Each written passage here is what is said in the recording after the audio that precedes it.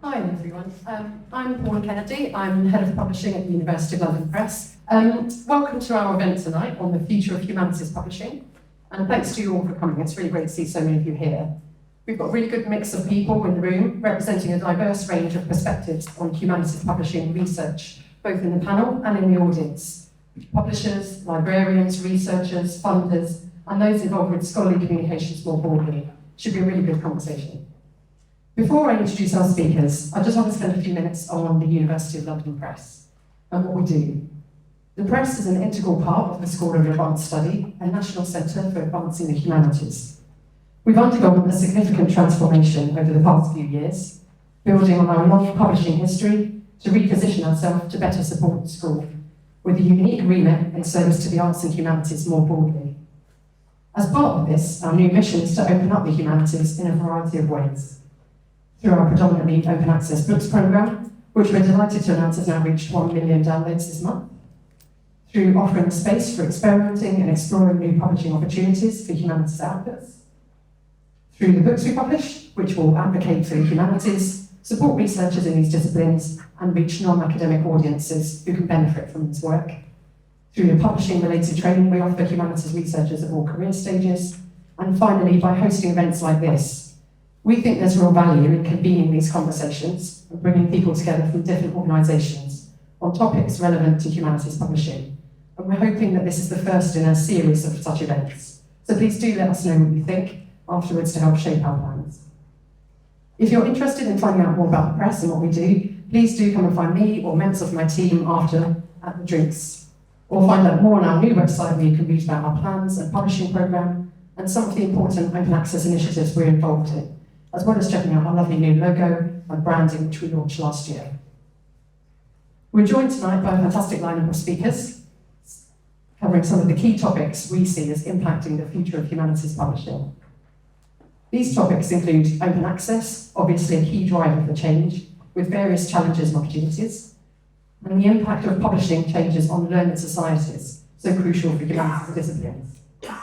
We'll also be covering research, culture and assessment, new technologies and digital innovation, and the role of the GLAM sector, galleries, libraries, archives and museums, in contributing to and disseminating original scholarship. When we originally started planning the event, we had an ideal wish list of speakers and topics that we wanted to cover, and I'm really delighted that everyone we approached said yes, so thank you all for taking the time to do this. I'll quickly run through the format for tonight. I'll introduce each speaker before they speak in turn, with each panelist speaking for between 5 to 10 minutes. We won't take any questions until all the speakers are done, so please do save your questions for the Q&A at the end.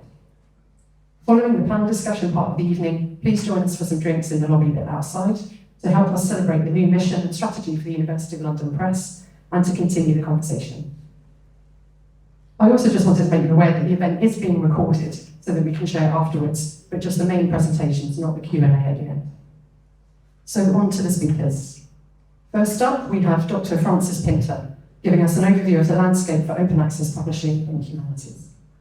Francis is the Executive Chair of the Central Eastern European Press and was formerly CEO of Manchester University Press, founding publisher of Bloomsbury Academic, and founder of Knowledge Unmatched.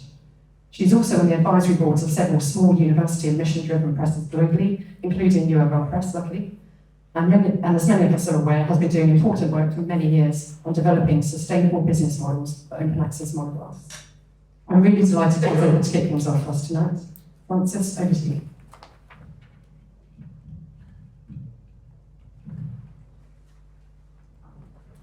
Thank you very much. So, I'm supposed to cover open access in under 10 minutes. A couple of weeks ago, I attended a conference called Researcher to Reader, and it was heavily journal and STM based. And I felt we might be at an inflection point with OA generally, and so I wanted to see what colleagues in STEM and journals were thinking about. But sadly, I think we're actually at a pre-inflection point. Not quite there yet. The publishers and librarians that were at this conference more or less agreed on what's wrong with the current generation of OA models, but we all had to admit that we don't quite know where we're going yet. But tonight I was asked to talk about OA models for books. So I'll make the argument as to why we are where we are.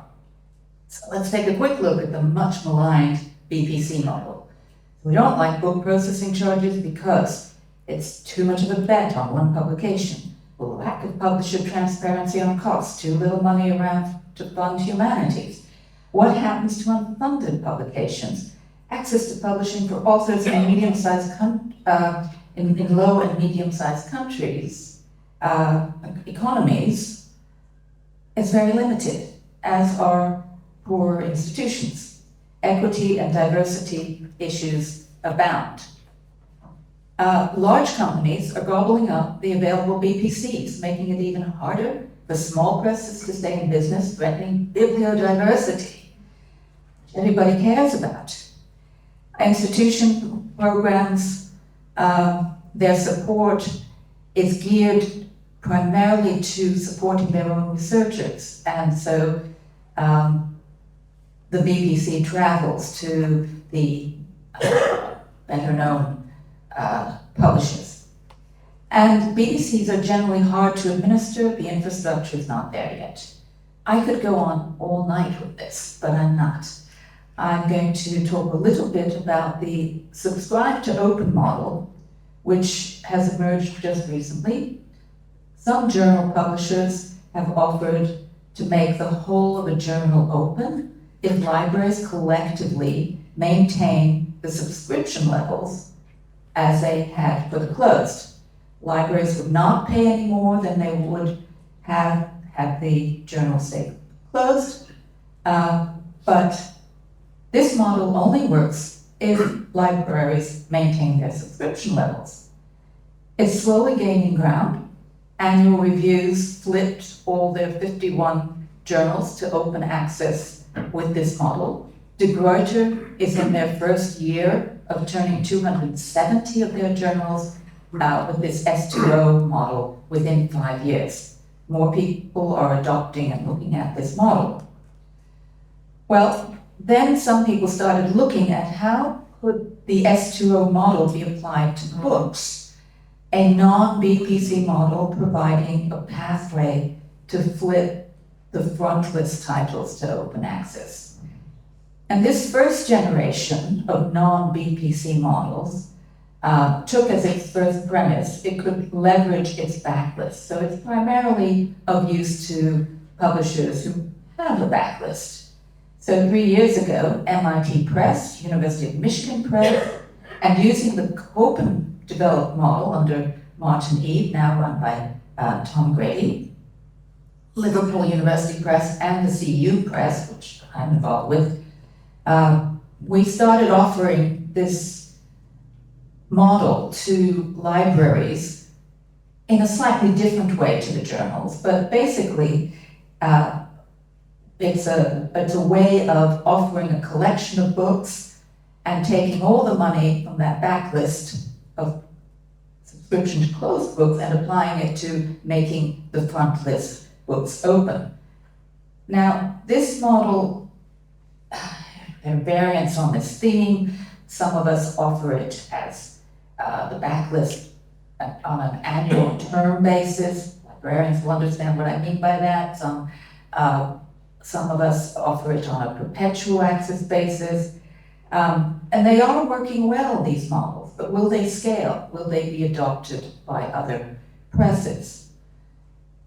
And some commercial presses have followed on, and Bloomsbury Academic and Taylor Francis have started their pilots just last year, and they've got further variations on this non-BPC approach. Aggregators are also following suit, like JSTOR with its Path to Open project, and much, much more. So all these models depend on library budgets, but libraries are not redirecting their collections budgets as we'd hoped. Instead, they're using their small OA budgets to test the waters. They support one model for a little while, then they go and support another model for a little while, and they don't quite realize that this can actually damage particularly the small presses because they can't plan if they haven't got some sense of what amount of income they're going to be earning across a period of time. And then there's the question, do these models work for languages that do not have a big enough library base to support this kind of collective funding approach? Now, libraries are beginning to deprioritize open access around the world. This is happening in places like Australia and the United States, not because they don't care, but because other issues are taking up their attention. And of course, libraries don't have complete autonomy on how they spend their money or how much they have to spend, and much depends on their alignment with how their institutions are operating and what the priorities are there. Now, the newer diamond approaches for OA at the moment are focused a little bit more on journals than books. However, many of the same concerns are relevant to both books and journals, such as building infrastructure and sustainability. Coalition S's very short and broad definition of diamond is any scholarly publication model in which journals and platforms do not charge fees to either authors or readers. The funding for these things tends to come from research bodies, institutions, government agencies, nonprofit organizations, and foundations. And the stated aim of many of the people who are advocating for the diamond model is quite a deliberate reduction of dependence on the big commercial sector. But diamond comes with its own issues. It still depends on budgets that are in competition with other government and institutional priorities. And in Latin America, the poster child for diamond publishing, budgets are actually dwindling. This is a problem. But there's another consideration about diamond, and that is about power and control. Could diamond inadvertently contribute to a more sinister power shift? What happens to academic freedom when institutions do not have sufficient autonomy to publish freely? That may not be the case here, but let me give you a case not too far away from home. Hungary, for instance, member of the EU, recently placed control of its universities under one foundation, one whose directors are all personally appointed by the Prime Minister. I asked a leading Hungarian librarian, a great supporter of the diamond model, what he thought might happen to academic freedom with this new arrangement. He said he hadn't thought about it. Maybe he too was in the pocket of the government. Things are even worse in real dictatorships. But 1.4 billion people are going to the polls this year. What kind of governments are they going to be voting in for? And what effects will that have on things that we all cherish? So investment and change in publishing is now all being driven by tech and AI. There are implications here too for mergers and acquisitions, control, and shifting power. But that's a discussion for another day. So here we are with lots of complaints about just about everything. New models working in some parts of the world, but not others. For some disciplines, but not others. For some kinds of publications, but not others. And infrastructure, not yet as it should be, despite some Herculean efforts, including by some people here in this room. Funding sources and flows are precarious. Experiments may or may not succeed for reasons entirely divorced from how good or otherwise the models might be. But let's look at the bright side. Despite all these challenges, open access has come a long way. Well, we have to remember that it's grown from the Budapest Open Access Initiative just in 2002. That's not that long ago. And we must also realize that some disciplines have close to 50% of publications as OA. And yes, the humanities are behind STEM, and yes, books, which are so important to humanities, are behind journals. But as Jeff Crossick said in his landmark report, Monographs in Open Access, published in 2015, the direction of travel is clear. And who would have guessed that OA books would have such support from the various public bodies such as UKRI? UKRI didn't even exist in 2015. So while the direction of travel is clear, the pathways are a bit muddy. Got a lot of broken trees that have fallen down across. But if we clear it up and if we work together, all the various stakeholders, I think we can get to that inflection point where we see open access becoming more the norm than the exception. Thank you.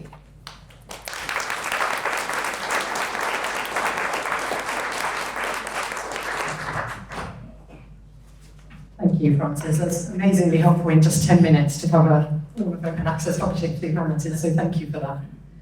Next up, we have Professor Jane Winters, exploring publishing innovation, emerging trends, and new technologies. Jane is Director of the Digital Humanities Research Hub here at the School of Advanced Study. She's also the new chair of the Digital Preservation Coalition, has played an important role in founding the new UK Islands Digital Humanities Association, and is a fellow and councillor of the Royal Historical Society, whose digital committee she chairs. Jane is also one of the series editors of our new Digital Cultural Heritage series, which will be launching next year. Thank you, Jane. Thank you very much. Oh, this one. Thank you very much, Paula. Hello, everybody. I'm mostly going to talk about books today, as that's the focus of your press, but I'll also touch on some non-book formats, acknowledging that a lot of innovation is happening in the journal field that perhaps we might have time to talk about later. I'd like to start by thinking about two potential directions to travel for digital books. One involves a high degree of functionality, customization, and enhancement, while the other adopts some of the ethos of minimal computing and involves what might seem like a counterintuitive stripping back of what's technically possible. In the first instance, digital books can increasingly function as complex networked objects. A historical monograph, for example, might not just link to but integrate some of the archival material it references. Extracts from oral history interviews might be included not just as transcriptions or quotations, but as embedded audio. We could go further and extend the idea of the executable research article, I don't know how many of you have come across that, to the executable book, which allows the reader to rerun the same processes as the author to see how they built their code or processed their data. This is the exciting prospect offered by UMLP through its use of the Manifold platform, which also offers options for both collaborative writing and collaborative reading in student groups, for example. Enhanced authorial collaboration within and outside higher education is one of the great benefits of digital writing, I think, accompanied by the greater thought that now goes into contributor roles and your acknowledgement of the many different kinds of engagement that can exist within highly participatory research projects. Knowledge resides in different places, and digital books can be very good for capturing that. Some of the most interesting work with new formats and types of narrative has been happening in journal publishing, as I mentioned, where among other types of publication, the idea of a data journal is already well established. The Journal of Digital History, for example, is experimenting with transmedia storytelling to allow readers to choose their path through an article according to their interests. Each article has 3 layers: a narration layer, a hermeneutic layer, and a data layer, and the reader's engagement with some or all of these will be unique to them. It has to be said it's a complex exercise. Each layer is peer-reviewed separately, and authors have to work very closely with the journal editors to adapt to this new format. But this form of publication admirably reflects both digital humanities methods and reader behaviour. And it's perhaps uniquely suited to representing the many different ways in which people read books, dipping in and out, starting with chapter 4, and then going back to read chapter 2, and then the conclusion, and flicking through some of the remaining material in your chosen order of engagement. For publications of this kind to be feasible for authors on any scale, though, the platforms that are developed to support experimentation will need to have a low or no technical barrier to entry. Writing a monograph is enough of a challenge, I'm sure I don't have to tell many of you, without having to learn how a completely new way of writing and structuring content at the same time. And that particularly puts pressure, I think, on people at the start of their careers. Publisher support and expertise can also be vital here, and I know how much I valued this input from Paula and her team when thinking about launching a monograph series using that manifold platform. And there's another note of caution. The more networked a book becomes, the greater must be the focus on digital preservation and on persistent identifiers for all elements of a publication.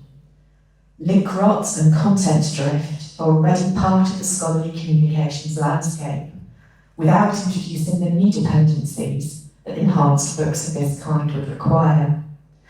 And we now know, thanks to events at the British Library, what it looks like when some of this vital digital infrastructure effectively disappears overnight. There are wonderful examples of innovation across the publishing sector, but I think experimentation and customisation can be easier for smaller publishers.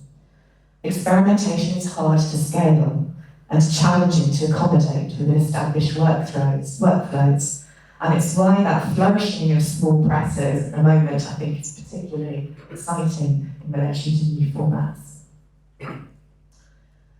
The multi-layered networked book is one vision of the future. It unites form and content, allows readers to choose their modes of interaction, connects text, data, sound, image, and film, and includes code and interactive visualizations, all without sacrificing those qualities of the printed book which are so valued in humanities. That is, the longer form and space to develop arguments, to think by writing. But we might begin to think about a return to something simpler. Books that are relatively lightweight in terms of their underlying technology, and consequently easier to develop, easier to access, whatever the technology and bandwidth available to you, easier to sustain and maintain, and importantly, I think, with a reduced environmental footprint. Removing complexity may sometimes be the most appropriate option.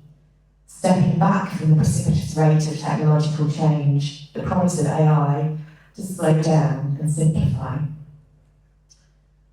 We should not assume that there is only one way forward for the digital academic book of the future, that there is a binary choice to be made between the minimal and the expansive, for example. One of the advantages of the digital book is precisely that there are many different paths that can be followed, and the same content can be presented in multiple different ways for different audiences, including, of course, in print. Finally, and this is a special plea from digital humanities, I would argue for a much more inclusive and expansive approach to what we as a sector consider to be and have value as a publication. Data, code, interactive visualizations, 3D models, these and other forms of digital output can be the most significant results from a research project, yet they are rarely thought about as publications that embody innovative research. They can and should be allowed to stand as publications in their own right, not just as supporting evidence for a book or journal article. Collapsing them into textual description only is doing a disservice to some of the most innovative forms of scholarly communication that are being created today. There's a space for all of this in a thriving humanities publishing ecosystem, and we should let that experimentation thrive and flourish. Thank you very much.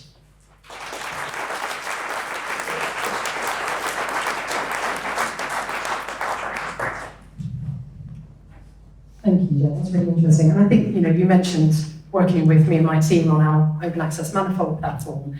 And actually, you talked about enhanced collaboration, and I absolutely think it's a two-way process. So it's not just the publishing expertise you get from me and my team. I think it's also the expertise we get from digital humanists who we're working with on what is possible for publications.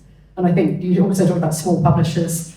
We are quite lucky that we are able to be quite nimble, quite flexible. That's not always the case for bigger publishers. But what we would like to do at the University of London Press is share all of our learnings, be very transparent about what we're doing, in the hope that other publishers can build on this work. So thank you, Joe. I'm really pleased to introduce our next speaker, Dr. Stephen Hill. As many will know, Stephen is Director of Research at Research England, part of UKRI, and Chair of the REF 2029 Steering Group. He's been heavily involved in discussions in recent years on research funding, open access and publishing, and particularly debates on research assessment and impact. And we're delighted you could join us tonight. Stephen, over to you. Thank you very much. Is that microphone on? Yes. So I find speaking this evening a little bit daunting because I've been asked to speak about humanities research culture, which is a kind of curious thing to ask me to speak about. My background is not in the humanities, but in the sciences. But I'll do my best to achieve the aim that I've been given. I think my starting point would be that all research disciplines have their own culture around publishing and how they disseminate the outputs for their work, and the humanities are no different from that. But they do have a very particular culture around research dissemination and research outputs. The humanities embrace a range of output lengths, a much greater range of output lengths than you might see in the STEM disciplines. There is a real focus on the deep reading of those outputs, and as Jane has already hinted at, there's a complementary activity to that deep reading, which is what you might call deep writing, or thinking through the research problem as part of the writing process. I think that's quite distinct. Generally, there are single or relatively small authorship teams in the humanities. And a lot of humanities disciplines rely very heavily on third-party content, on content that is not being created by the authors themselves. There's linguistic diversity within the humanities. Publishing in a range of languages is important and needs to be preserved.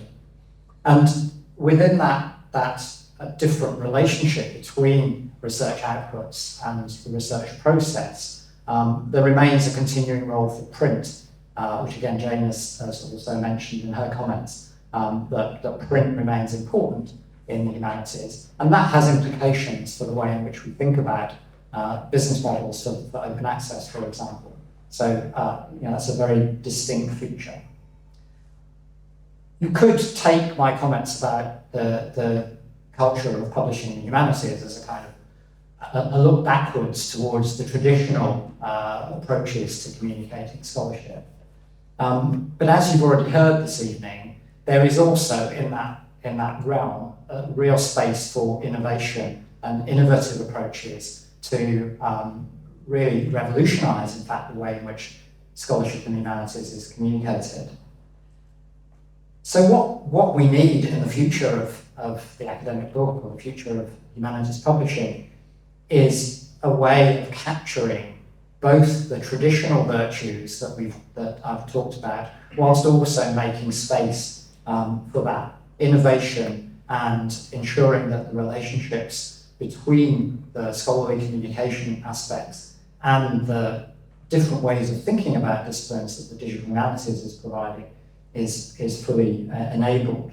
So I think the future is very much one of enabling innovation whilst at the same time preserving some of the traditional values. We've heard a lot about open access and digital, and I think I would reiterate that the heart of this is thinking about how humanities scholarship can be more open and more digital, and sometimes both of those things in order to enable that innovation.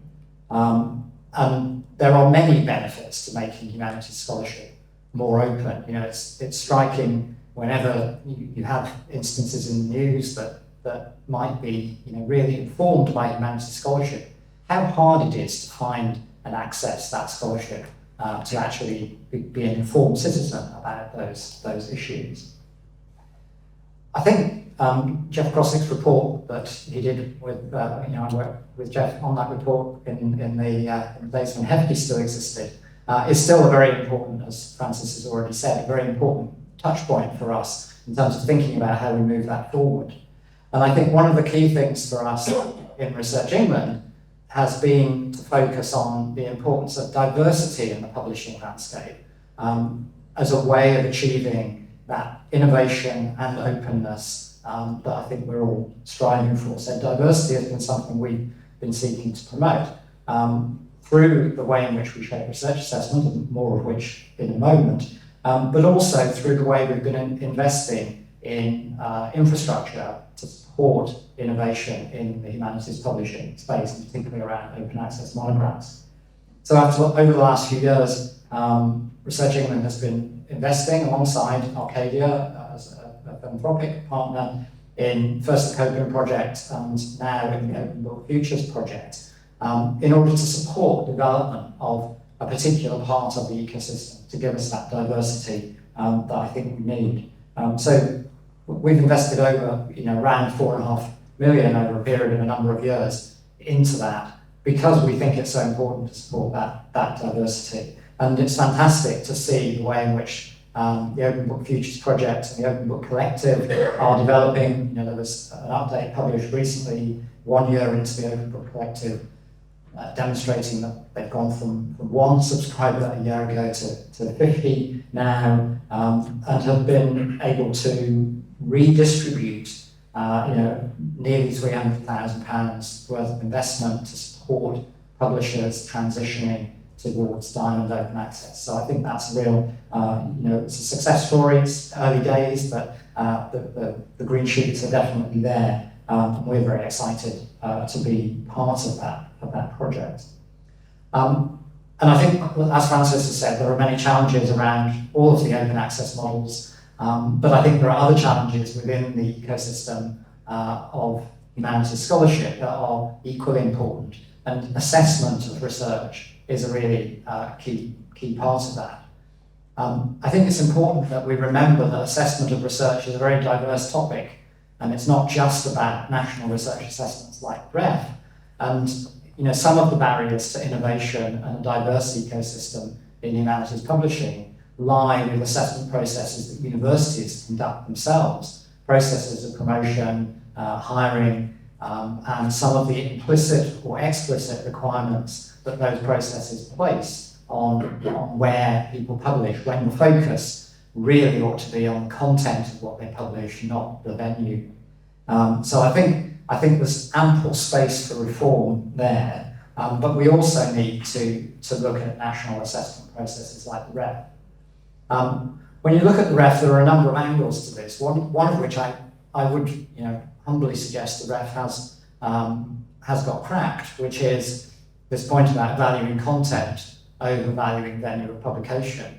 And I know from the work I've done with REF panels that they absolutely do look at the content of books that they assess. They don't make judgments based on the publishing house that might be involved. Maybe we've got a way to go to convince everyone that really is the case, but my personal experience is that it's very much the case. Other aspects are around the incentives that REF provides to encourage moves towards open access. And we are in a position in thinking about the next REF, of thinking about how we can change those incentives and stimulate the moves towards open that Francis has been talking about. So we'll be launching a consultation on the open access policy for the next REF, actually in just a few weeks' time, possibly even only 2 weeks' time. But unfortunately, that means I can't tell you what we're planning at this stage as we move, finalise that documentation and get ready to publish it. But there are some parameters that we already know in the space of humanities publishing. One is that we've committed in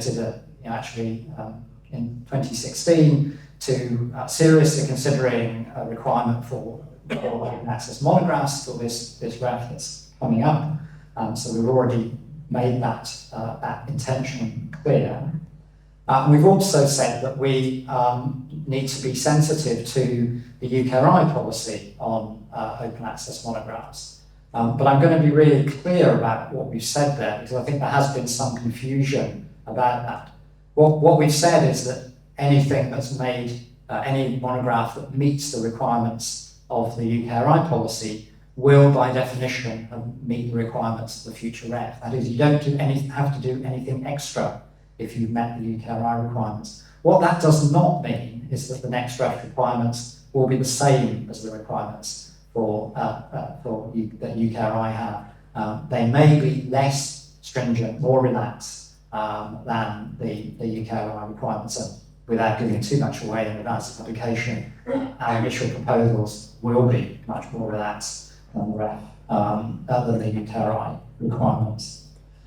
The other thing that we're very sensitive to is the timescales around monograph publishing, and that's featuring very large in our thinking about policy. So we will give plenty of notice of the new policy, so it's not going to appear and be instantly enforced in that regard, and there will be appropriate timescales. So I hope we'll be able to develop a sensitive approach to open access in the next ref that is respectful of the challenges, respectful of those cultures of research and scholarly communication in the humanities, but that really helps provide some incentives and some investment on the part of institutions towards more openness in the humanities, and particularly more openness in the monographs and book space. Thank you very much.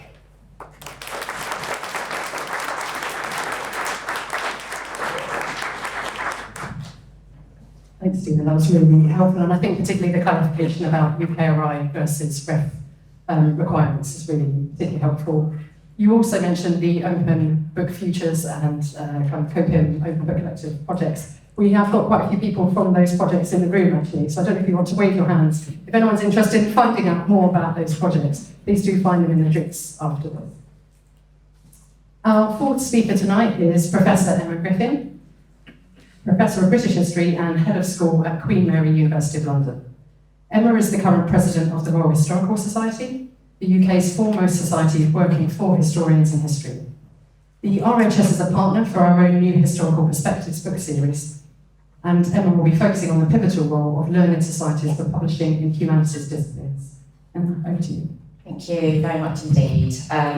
Well, indeed, I'm here representing the Royal Historical Society.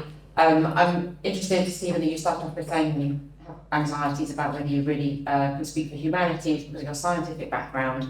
My anxiety was talking about the future of humanities publishing, because as a historian we are very, very firmly placed in the past, not the future.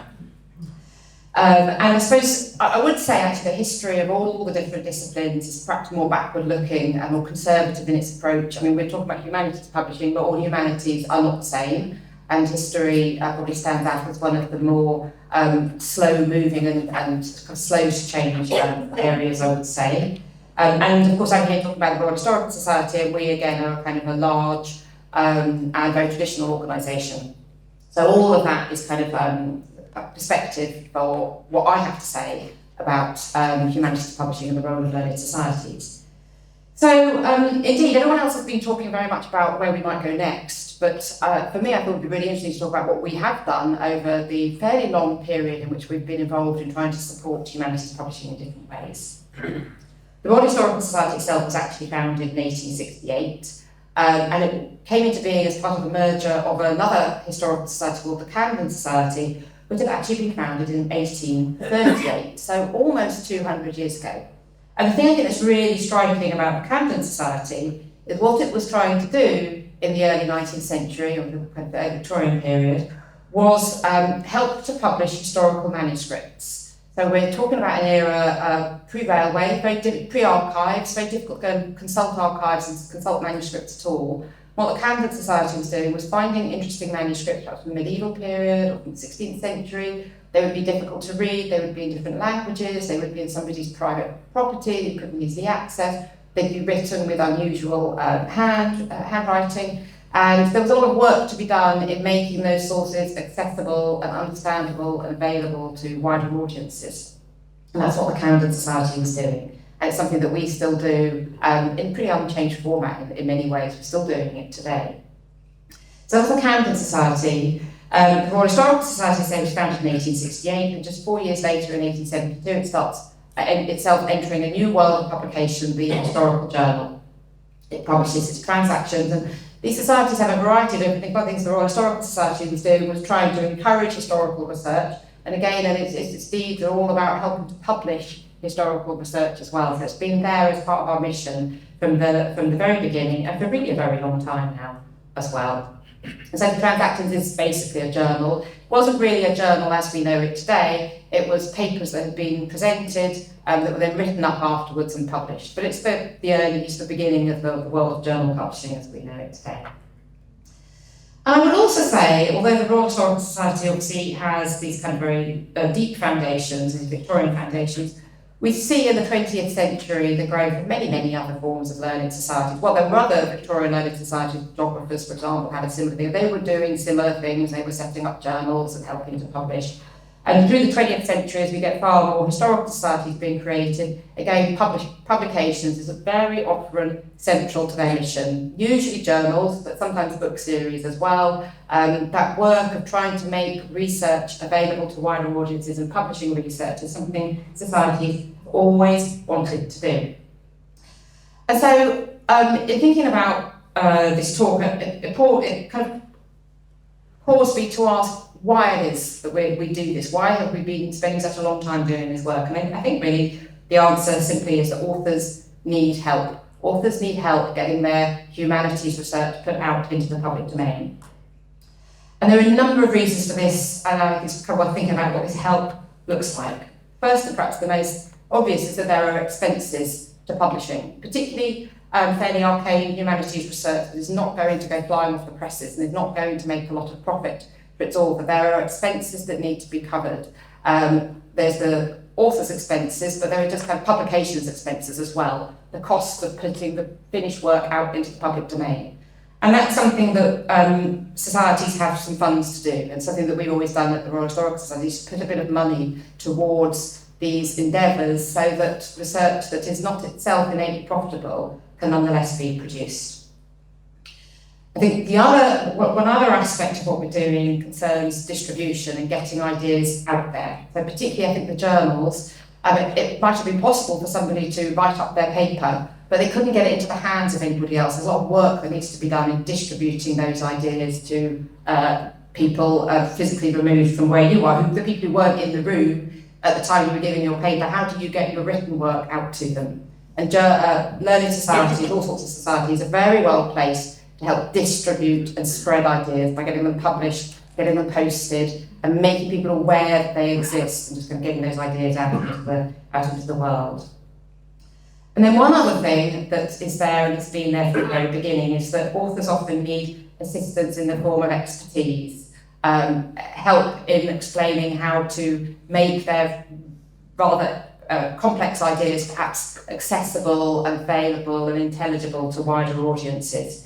So there's advice to authors and lots of work in editing. Journals, of course, are all about peer review, which is all a process of trying to help authors produce something that's punchier and snappier and is more kind of intelligible to its audiences.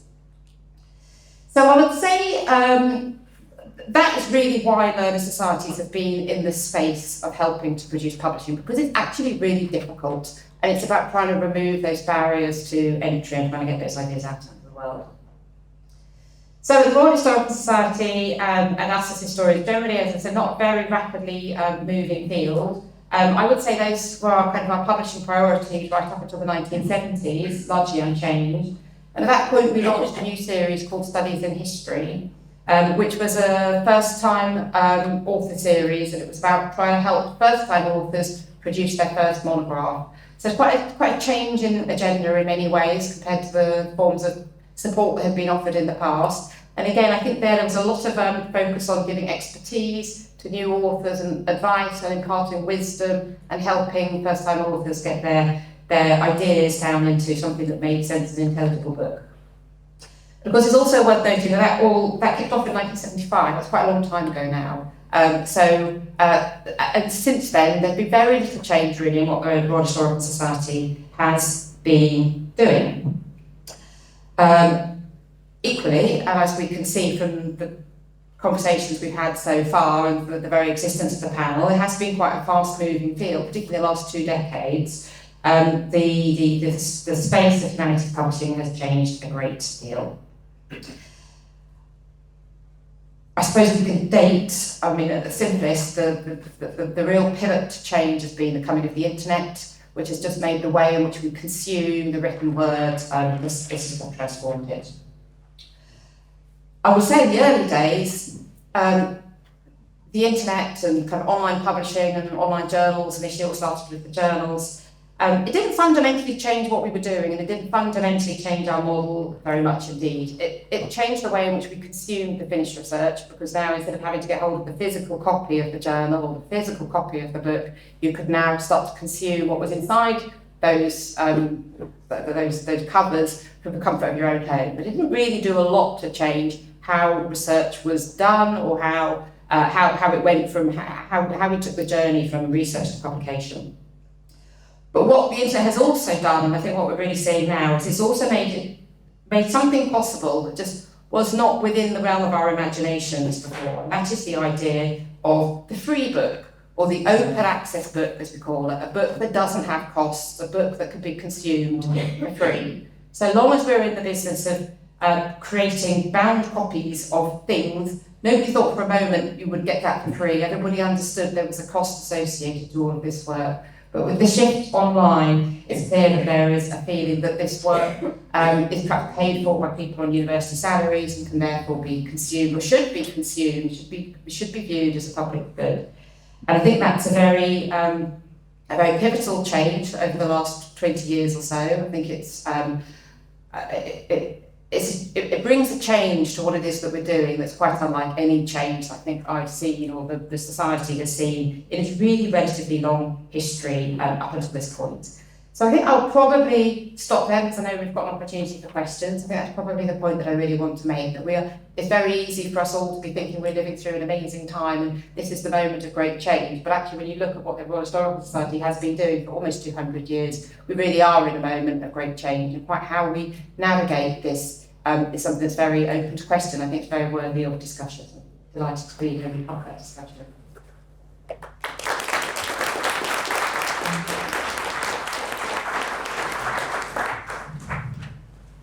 Thanks, Emma. And I think it's really useful to have a perspective on authors' needs and the particular role of learned societies in that.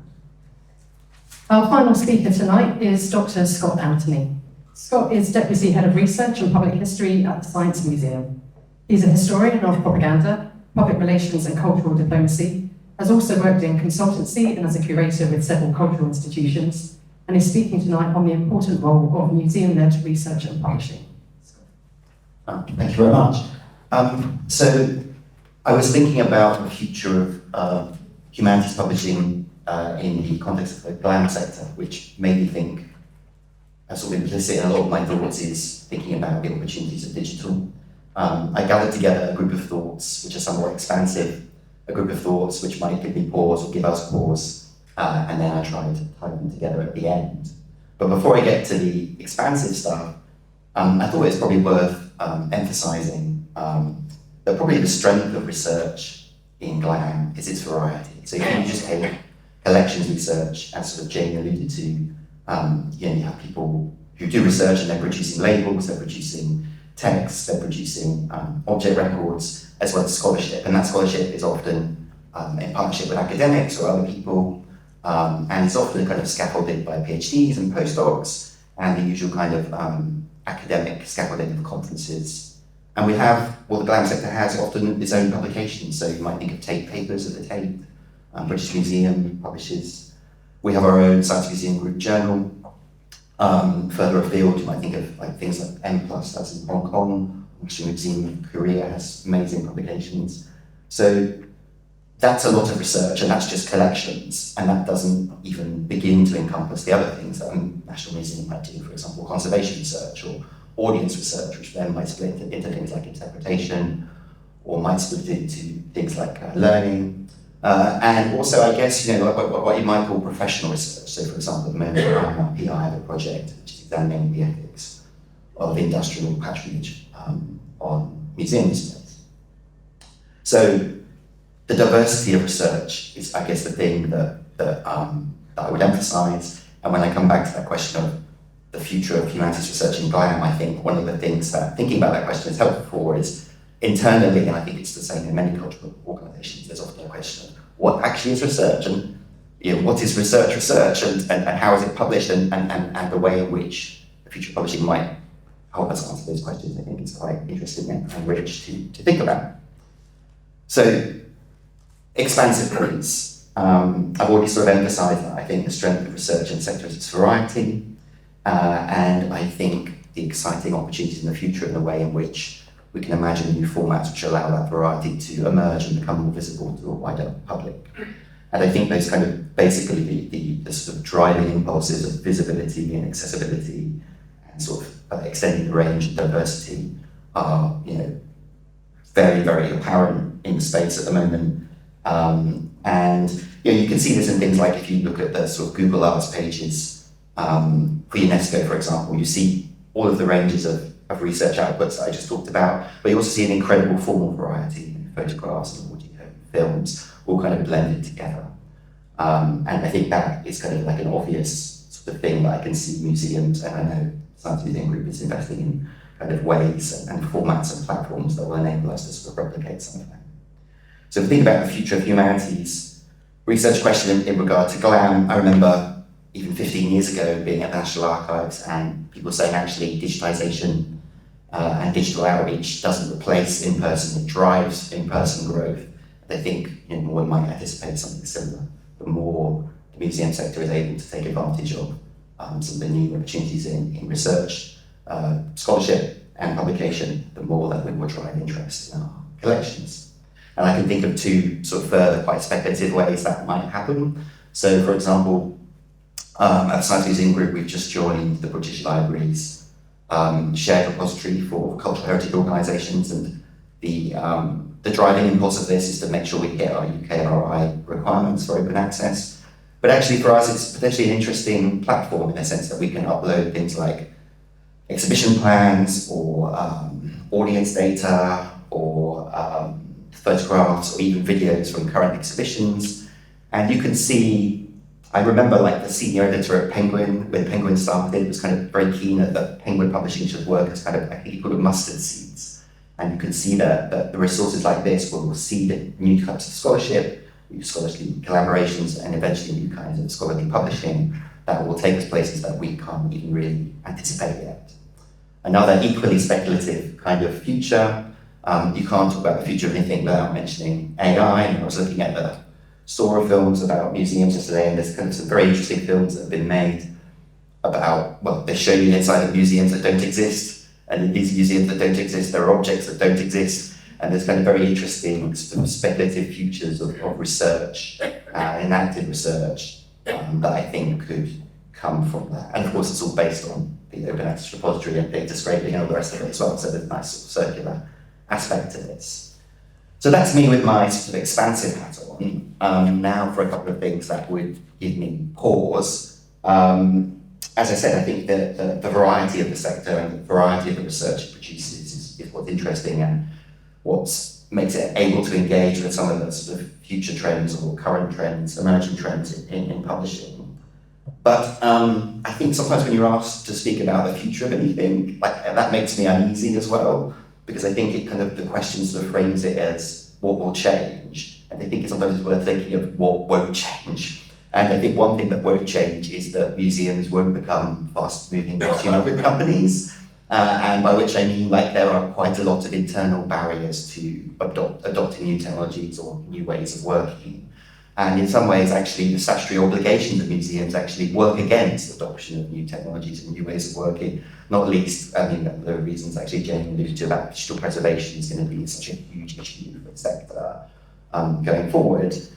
And we might also think about the sort of fragility of digital in a sense, the statutory obligations to conserve things, to produce knowledge that's can sort of be disseminated through the generations is also an issue. I recently organised a workshop for some curators in our Durham Museum, and I asked the anthropologist Tim Ingold to come and give a provocation, and his provocation was stop thinking about the digital post-human, start thinking about the post-digital human. And the thing he was kind of waving at was, digital is material as well, requires high amounts of energy consumption, it's difficult to conserve.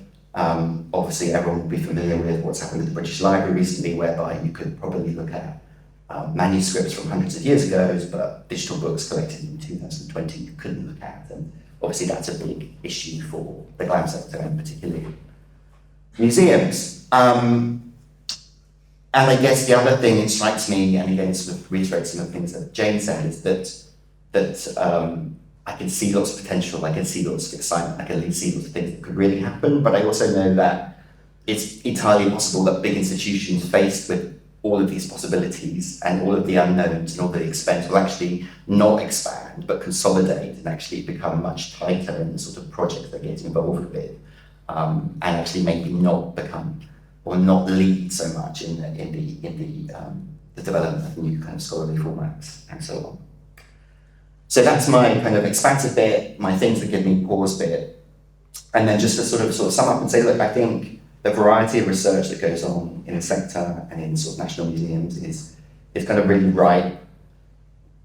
There is so much material that already exists that's not visible, that hasn't made its way into the scholarly space or the publishing space in the way that it should have done. I can see kind of lots of exciting times ahead. I think the more sophisticated add-on would be ways in which, if there are ways to create digital formats that kind of solve some of those problems. So instead of thinking about museum research as, okay, there's conservation here and education here and audience there and collections there, you might gather one or two of those things together. So you might have like a research output that is both audience data and digital preservation and some sort of collections investigation. So they could be sort of gathered together into a new format. That would be extremely exciting. And I think like the third thing and the final thing I would say is I would imagine that the shift will be away from a focus about publications that just deal with exhibitions, and instead they think about museums and heritage in their totality. And I think that will create some new research partnerships, will bring the use value of the national collections to greater visibility, and will also have a very beneficial impact on the museums themselves in the sense that they'll become more aware of their audiences and their potential audiences and the way they should be interacting with them. So that's the kind of virtuous circle I hope for. And that's what I wanted to say.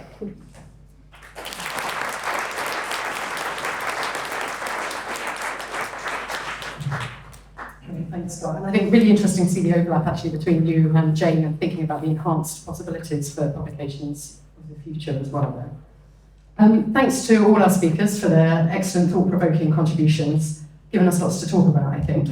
There are clearly challenges that we'll need grappling with, which several of you touched on, but I think also room for optimism. I've got a few questions, but I wondered first if the panelists had any questions for each other, having heard your pieces. If you don't, I do have a couple of questions. No, that's fine. I guess, given some of the topics discussed tonight, it might feel easy to feel a bit overwhelmed by some of the changes outlined, not just in publishing, but also the wider higher education and cultural sectors. But there are real shifts happening, and that does bring opportunity, particularly in how we think about what's possible for humanities research.